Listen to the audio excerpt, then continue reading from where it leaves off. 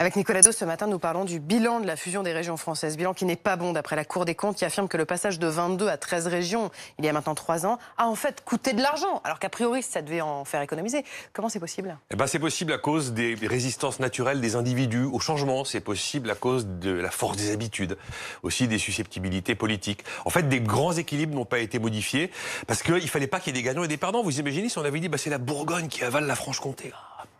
Pas possible. Donc on a gardé un hôtel de région à Besançon, on a gardé un hôtel de région à Dijon. Pareil, vous prenez la Normandie, maintenant le siège du conseil régional, c'est la ville de Caen. Mais on va quand même faire une réunion annuelle au Havre. Et puis on en fait une à Rouen. Donc il y a des sites qui auraient dû disparaître et qui n'ont pas disparu. Ça, c'est la première raison. La deuxième, c'est que quand vous mariez différents services, différentes régions, vous avez différents régimes de primes, de rémunération. Donc on aligne évidemment.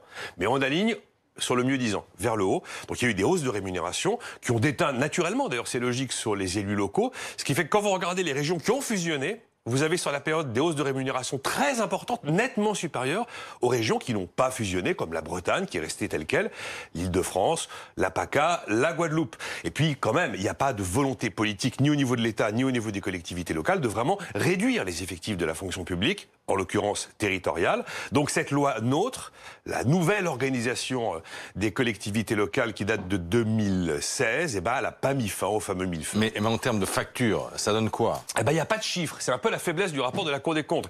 Le gouvernement Hollande, 2014, dit on fera 10 milliards d'euros d'économies. C'est clair qu'ils n'y sont pas. Mais on n'a pas de facture finale. Il y a quand même des points positifs dans ce rapport de la Cour des comptes qui dit les fusions ont bien eu lieu.